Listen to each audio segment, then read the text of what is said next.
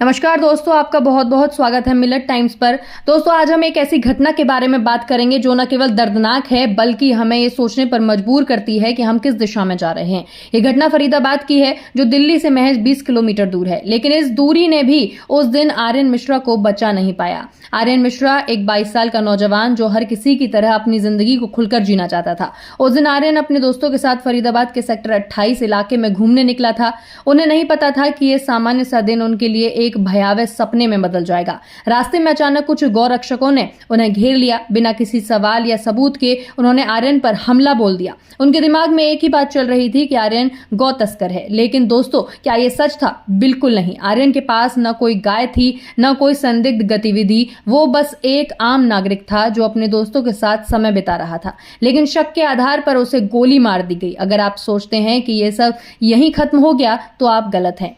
खबरों के मुताबिक आर्यन के मरने के बाद भी उन गौरक्षकों ने उसके मृत शरीर पर गोलियां दागते रहे। सोचिए, एक मर चुके इंसान के साथ इस तरह का व्यवहार करना कितना अमानवीय और हैवानियत भरा है।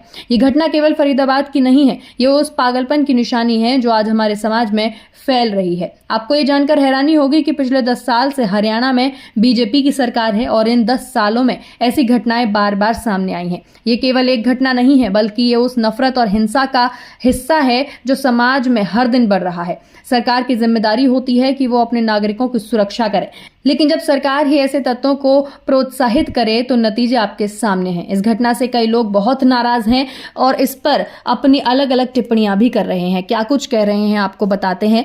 एक्स पर कुछ लोगों ने ट्वीट करते हुए लिखा है, ये लड़का आर्यन मिश्रा है, फरीदाबाद में दोस्तों के साथ घूमने निकला था। रास्ते में कुछ गौरक्षकों ने उसे गौतस्कर समझकर गोलियों से मार डाला। खबरों के मुताबिक उसके मर जाने के बाद भी उसके पास जाकर मृत शरीर पर गोलियां दागी गईं। ये पागलपन राष्ट्र की राजधानी दिल्ली से केवल 20 किलोमीटर की दूरी फरीदाबाद में हो रहा था। 10 साल से हरियाणा में बीजेपी सरकार का रिपोर्ट कार्ड ये है कि दिन दहाड़े सड़कों पर गोली मारकर हत्या की जा रही है। शायद नफरत और हिंसा फैलाने वालों को समझ आए कि इस पागलपन से तुम भी नहीं बचोगे।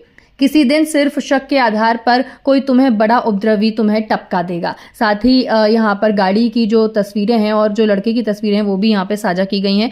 साथ ही इस पर कुछ लोगों ने और ट्वीट करते हुए लिखा है कि निर्दोष आर्यन मिश्रा को मारने वाले वो फर्जी गौरक्षक आतंकी दल को कब पकड़ेंगे बीजेपी। साथ ही कुछ और यूजर लिखते हैं कि बीजेपी के आतंकवादी आतंक मचा रहे हैं धीरे धीरे, लेकिन लगातार हम पाकिस्तान की ओर बढ़ रहे हैं। दरअसल तालिबान भी इन गाय आतंकवादियों की तरह इतना क्रूर नहीं है।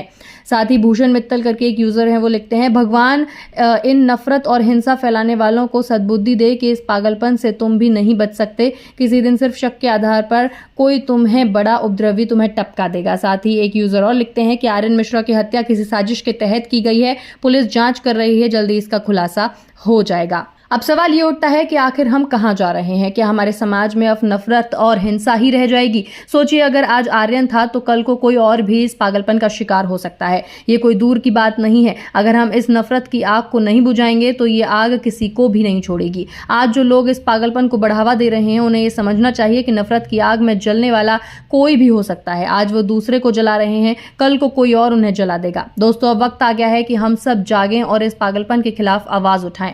ये हमारी जिम्मेदारी है कि हम एक ऐसा समाज बनाएं जहां नफरत और हिंसा के लिए कोई जगह ना हो। हम सबको मिलकर यह सुनिश्चित करना होगा कि आर्यन जैसे और किसी नौजवान की जिंदगी इस तरह से ना छीनी जाए। आर्यन मिश्रा की मौत सिर्फ एक व्यक्ति की मौत नहीं है, ये हमारे समाज की उस स्थिति को दिखाती है जहां नफरत और हिंसा ने अपनी जड़ें जमा ली हैं।